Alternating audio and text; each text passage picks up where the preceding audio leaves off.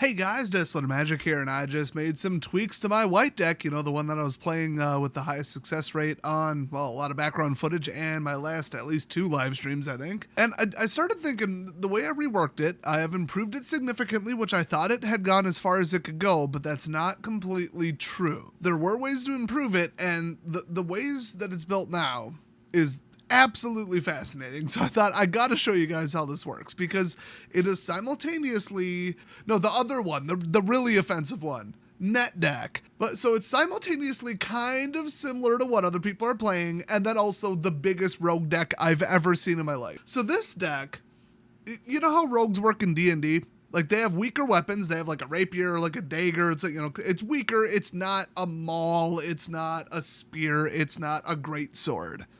But they're going to sneak up behind you, hit you one time for the maximum amount of damage with the maximum effect at the perfect time from the perfect position, and you are not going to recover from it. It's all about tactics. It's about when to strike, what to hit, specifically where to hit them, where the weak points are, what's the strongest point, what can I do about it, can I blind them, can I poison them? That's why this is a rogue deck. Both in like D&D terms and literally it's a deck that's not tier 1, while simultaneously very much resembling a tier 1 deck. So the reason mine is different is because one, it's 74 cards. Yeah, I'm trimming it. I could probably get rid of an Expel and whatever. It's not done yet. Just get over it. But it's got 3 Doom Scars and 3 Vanquish the Hordes. And that's very important because in addition to that, we've got 4 Expels, 4 Borrowed Times. You won't find any of this in the super tight faster version of this, but I've always preferred a Swiss Army deck to a blitz deck because blitz decks get really boring to play after a while. I want options, I want dynamics, I want a little back and forth. I want the ability to stab an opponent directly in the back when they think they're winning. So we've got the card that could just win by itself. You drop this in on turn 2, especially if you go first, which if you're playing this deck, you will literally never go first. I tracked it over the last 30 games, I've gone first twice. That is a little bit distant from 50-50, just a bit. It's almost like it's rigged or something.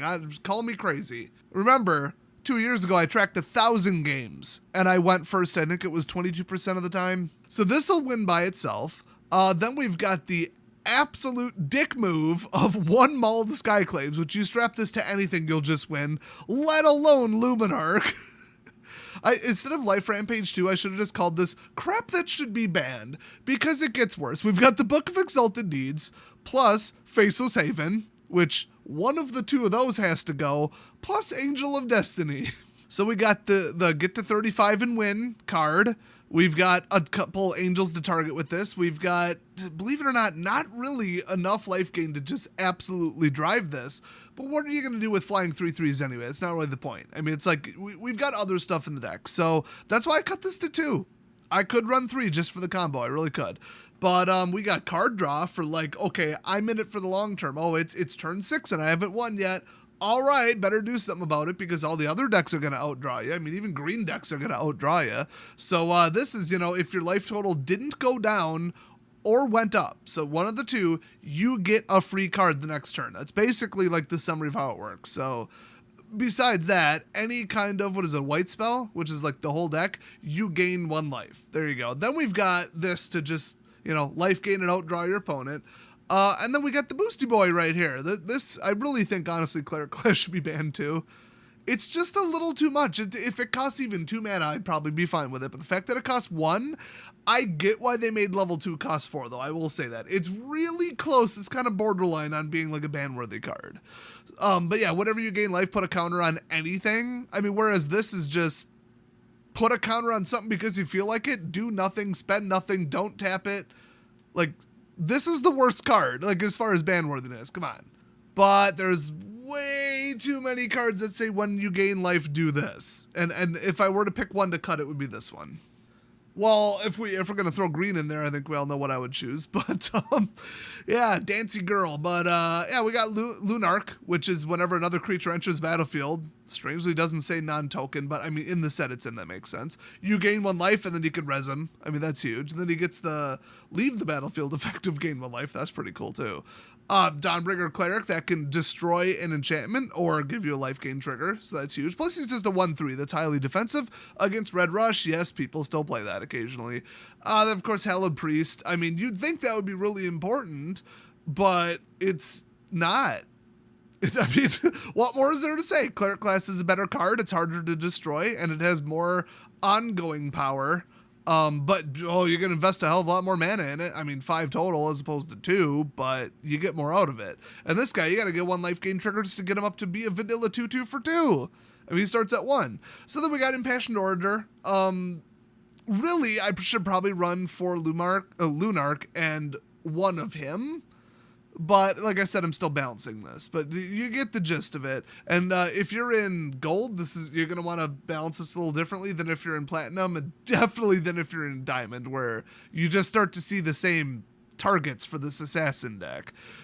So then we got Intrepid Adversary. This thing's insane, but I don't run green. I don't run land fetch, and I don't run ramp. And I tend to win fairly early, and if I don't, it's like, oh, okay. So I consider this basically a 4-cost spell. Because, yeah, having a lifelink 3/1 throw away to chump block and go positive instead of negative for 1 turn, okay, cool. But 3/1 ain't getting through anything. They would literally have to have no creatures. If they have no creatures, they're running a control deck and you're going to lose them anyway. So this guy needs to make himself bigger. So 6 mana is probably closer to being, swing safe. Otherwise, he's just a universal boost everybody card. I mean, it's just that simple. And then we've got down here somewhere, there we go. We got the, everybody's +2/+2. So that's like, that only costs 3, but it's conditional. And then we're back to, where to go? Here he is. This guy, you could actually, I mean, if you have 10 mana out, which if the game went on long enough, sure, you could boost everybody by a hell of a lot more than +2/+2. So this guy's insane. I used to run 4 of them, but I cut him down. I'm going priorities, balance, just the deck runs the way it runs. Basically, I looked at like 10 games that I lost and 10 games that I won. And I thought, what did I play? And what did I top deck that would normally be a good card but wasn't relevant? And how obscure was the deck I'm playing it against? And just kind of generally felt it all out and then built this a completely different way. So Luminarch obviously just wins the game by itself. Borrowed Time gets rid of anything, literally anything. Expel gets rid of anything tapped. Once in a while, run into a vigilant creature and it's kind of annoying. Ward is kind of annoying, but board wipes are cool too. But I'm thinking since Borrowed Time is just better and there's an awful lot of removal and you can't just trade card for card and then still win necessarily. It depends, There she is. There's my girl. I might cut one of these. Just saying. I kind of want to get this to 60, but there's not a real strong reason to, because the only way to get it to 60 would be to cut stuff that runs 4 of. Obviously, I'd never cut this. That's insane. But cut this, and then, well, if you're going to cut stuff to 3, why bother to get it to 60? Other than land consistency. But land consistency, if you remove 1 land from a 21 land deck out of 60, you have removed X% of land. Now, if I had a 100 card deck with 34 lands, and I remove 1 land from it, what percent have I dropped the lands? The answer is a lower number. So you will naturally drain the lands out of a 60 card deck by drawing them, and you won't get the consistent spread over time. So I could get into the whole mathematical theory about when and why you would go above 60. Really, it comes down to it's generally not going to be a good idea unless there's no cards that you care about diffusing. So there's no 4 ofs where like, I need 4 of these. When they drop in, they win the game. And if I go to 64 cards, that's just X% less of me, chances of me drawing this 1 card. Well, there's nothing like that in this entire deck. So there's 1, and then 2, is anybody else playing mill? And yes, they still are, unfortunately. So, you could cut Maul of the Skyclaves, but flying in first strike? I mean, you could just stop dragons over and over and over with this. So, if anything, I should be running 4 of it, but it just doesn't match the deck. It doesn't gain life. It isn't a creature. I'm already running light on creatures, actually. So, but, it's just there's 1 of because it's a fun little thing. I've won the game with this by itself on, turn 5. So, Of course I put one in. The first rank in the flying is just too good. Then we got, Righteous Valkyrie that boosts everybody. It's a life gain thing. I'm not going to build, clerics and angels around the whole dang deck just because of this one card, which is why I cut it to 2, because I don't get to 27 all that often. I mean, I just finished a game where I got to 88, but still, you never know. This is more like, oh, okay, I've got a flyer. It's got 4 toughness in the air. That might stop some stuff. Who knows? Spirits. Okay, whatever. I mean, 2/4 for 3 is pretty damn good. And then that +2/+2 is insane. So the longer the game goes on, the more likely it is that I'm above 27 above 27 or higher, which means that this has a higher value. Now, remember I said there are other cards in the deck that have a higher value over time, the longer they stay in play or the later you cast them. You may recall what those are. So then we got, Sparring Regimen, just so I can go get a sideboard card. Emergency Removal, high cost, low cost. Land Fetch, a little bit of life gain. I got a little bit of everything in there. And I mean, the whole put a 1/1 counter on something that you're swinging free with, that may or may not have lifelink, may or may not already have a counter on it from Luminarch. You can start to stack stuff, and then the vigilance, the pseudo-vigilance effect, holy crap. I mean, this thing's nuts, but we're starting to get off of 2. As soon as you start to get off of 2, this deck slows way down, and you don't want to slow down a deck that has this much power in the 2 slot. So that's why we only went with 2. Plus, with Mauled Skyclaves and this and stuff, you don't want to put too much focus on creatures when I'm already running, I bet, less than 33% creatures. Let me check. 19 creatures in a 74-card deck. Yeah, there's that much creature support. But there's a little bit of recursion, and there's a little bit of like, oh, this card actually can bring out a token. So it's not quite that drastic, but you don't want to put all your eggs in one basket and then they blow away your creature and you're like, well, now what? But this does not play like a deck that has 19 creatures out of 74. I'll tell you that right now. It feels like you're running 35. I mean, it's just nuts. So we got the Book of Exalted Deeds. There you go. Brings out an angel. If you gain 3 or more, you tend to gain 2, which is rough. I can see how they thought this was balanced. They were wrong. This is also a win con. It's a cheap ghetto win con. I only resort to it if the person's being a dick. Then we got Sigarda Splendor, which is just card draw, card draw, card draw, which makes it, feel like there's more creatures than there are. Cosmos, same thing. Life gain, card draw. Then we got Angel of Destiny, game winner, double strike, 2/6, flyer, flying blocker, can stop a dragon, but it costs 5, so you can only have so many of these, and these just won't stop showing up in my opening hand. So I don't know what the hell it is, but I cut it down to 2. 3 is the correct number, but welcome to Arena. That's all I gotta say. Then we got the, you're rushing or you're flooding or you've got out of control quicker than I can do, because there are better counter dump decks. There's Elf Ball, there's Dragon Treasure Rush. There's, all the stuff where you should have one of these in hand at that point or have won the game already. So once you're losing the game, you wait for the highest effect when they have the lowest amount of cards in hand and you just drop this on them. And it is devastating, because think of all the non-creature stuff that you could have in play that neither one of these affects. I'm considering running 4 and 4. Because this is the whole, I just stabbed you in the back. Oh, you want to know why my decks and how my deck is different than yours? Kaboom!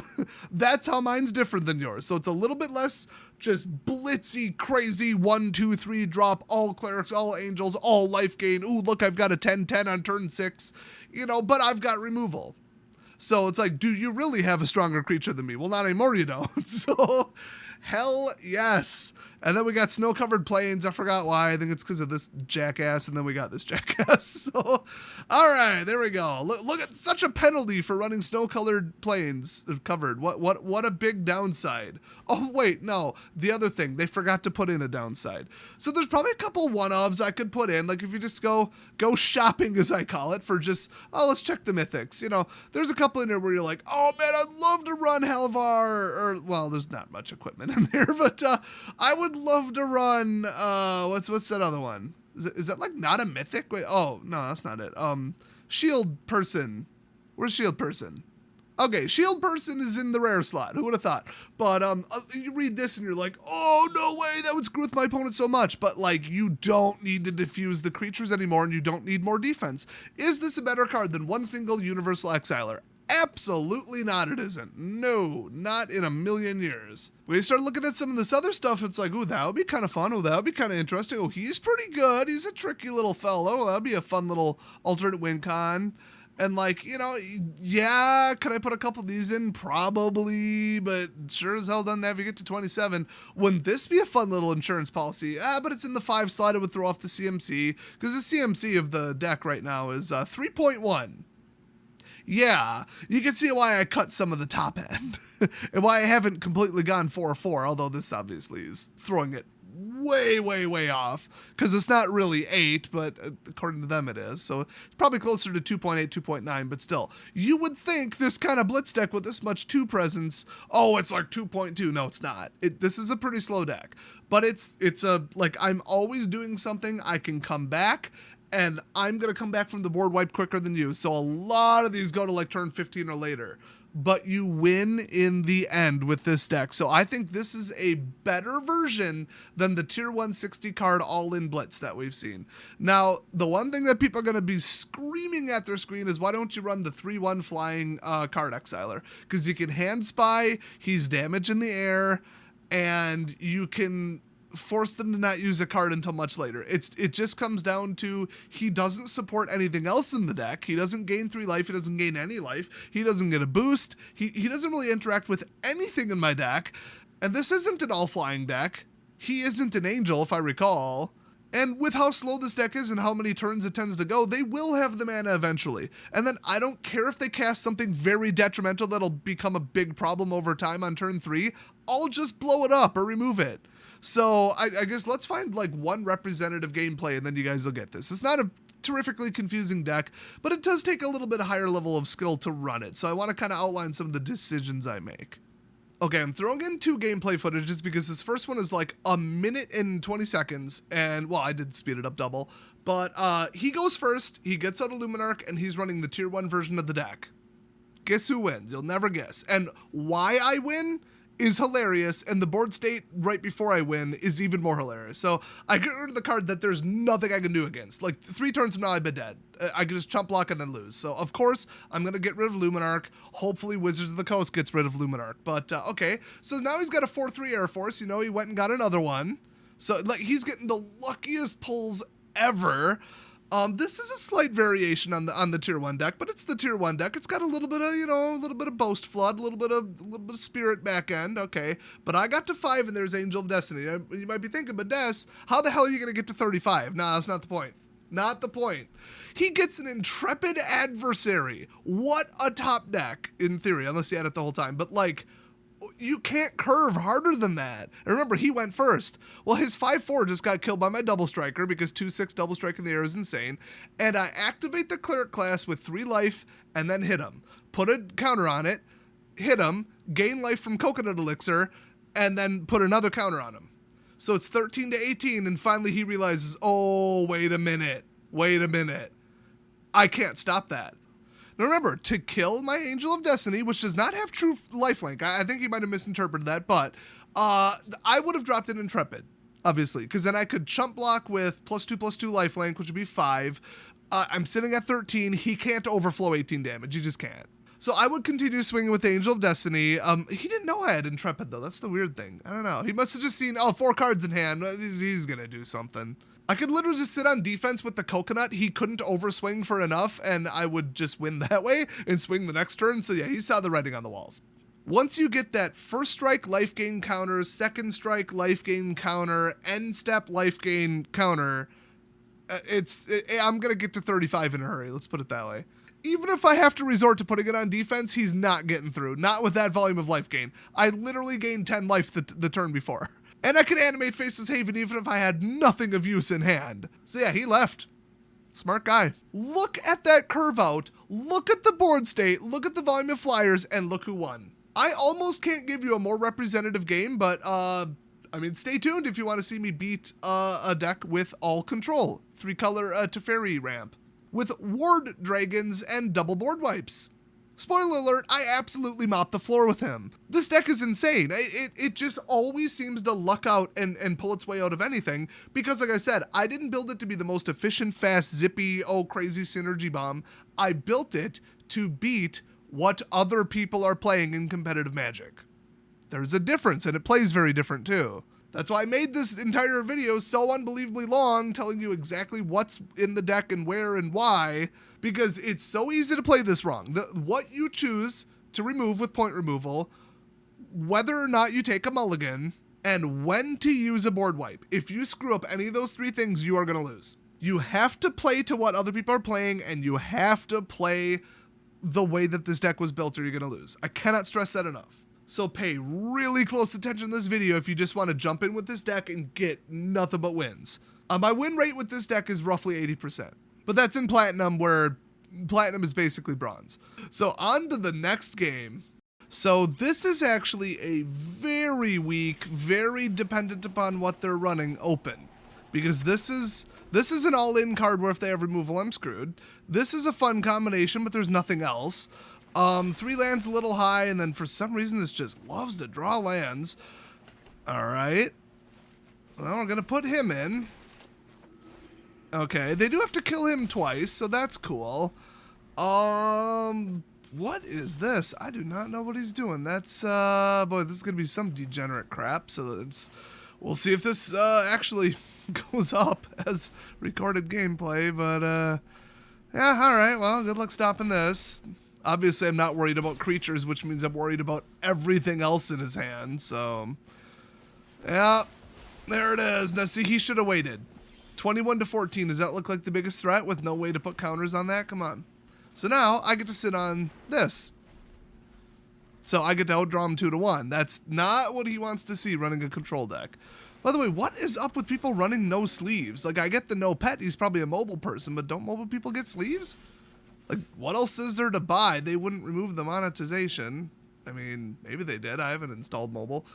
But, all right. So, okay, it's Yasharn. So he's gonna do something degenerate. This is a terrible example of a game, but this deck just does not play well at all against extremely control-heavy decks, or like gimmicky control. Oh, look, I'm at 7+ mana, which is probably what we're seeing here. But this could be 3-color landfall with some counter spells. I mean, it might be. I'll just take the 4. I don't have a reason to get to 35 or 27 at the moment.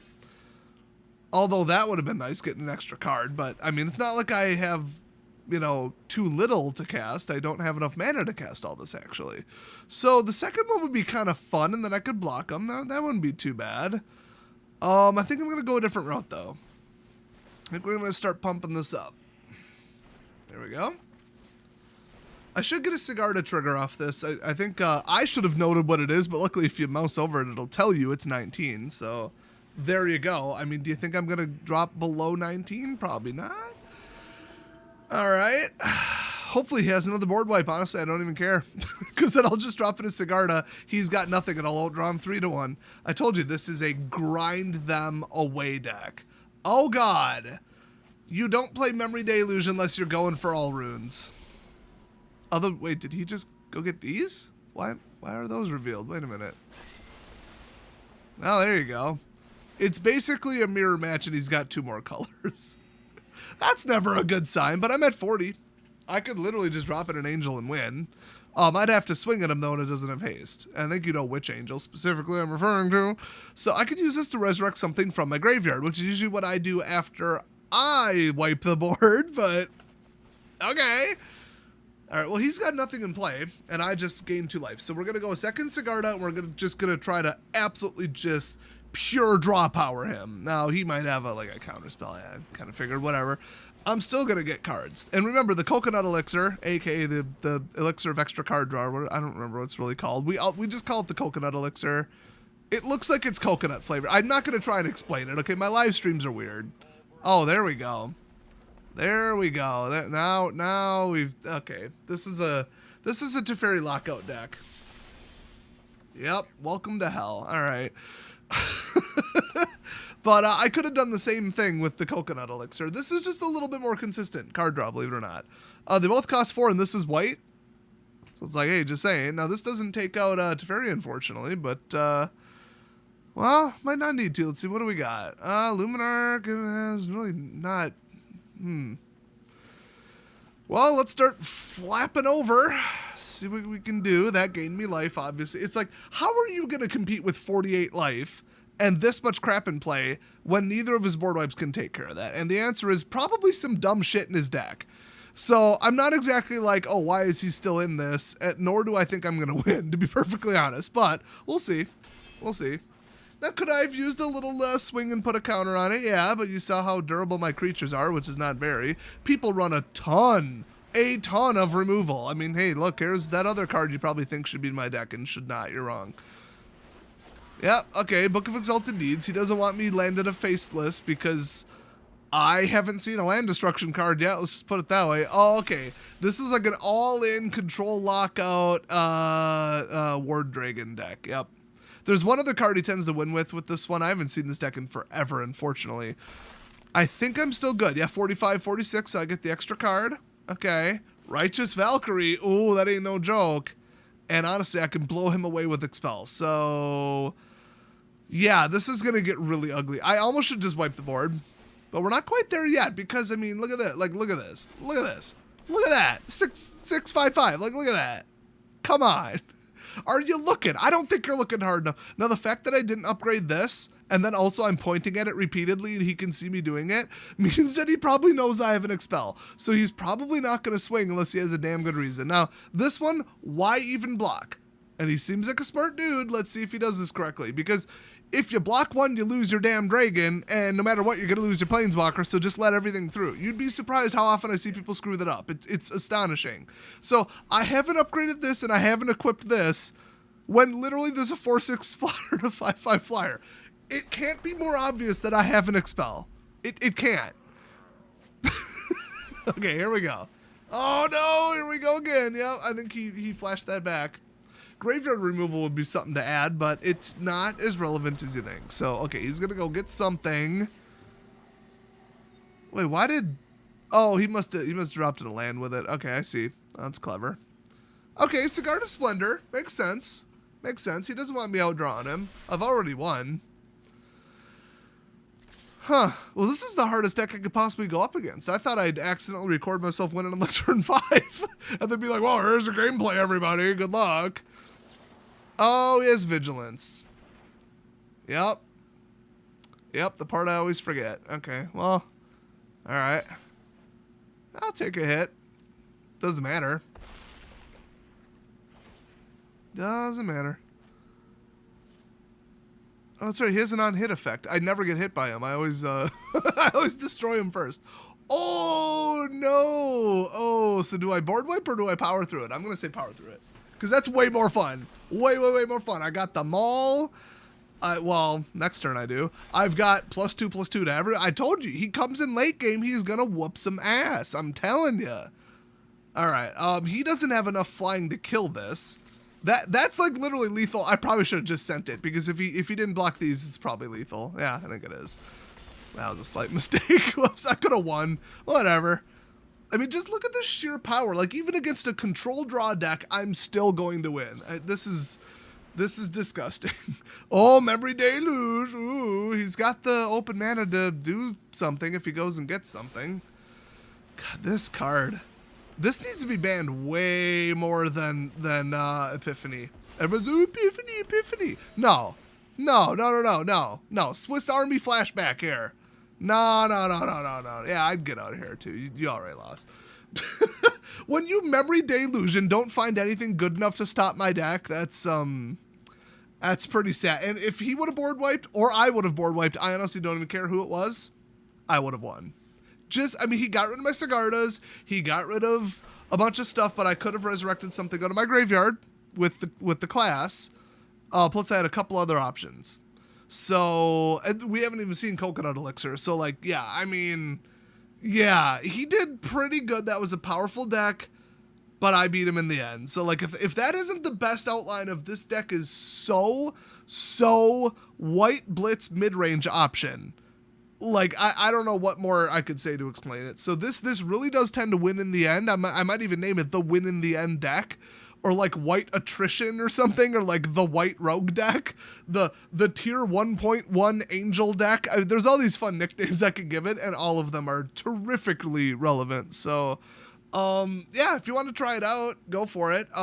You're definitely a very smart player if you watch this entire thing, listen very carefully and closely to my explanation of every decision I make, every card I put it in, and why, so that you don't misinterpret it. You'll be like, well, this is obviously a blitz deck and he just built it wrong. If I wanted to do a blitz deck that loses immediately on the spot when somebody board wipes, I would have done it. But that's a weaker deck that's less likely to win.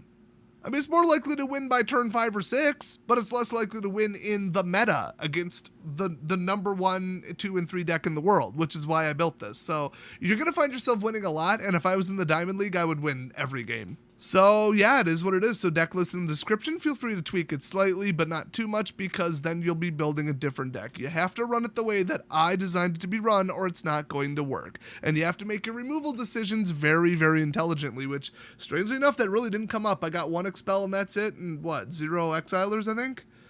Yeah, it wasn't exactly hard. But the fact that I beat 3-color control, draw, turns to fairy is pretty darn funny. Although a lot of those deluges actually failed miserably, I assume. But hey, thanks for watching. Go get some wins. I'll see you guys next time.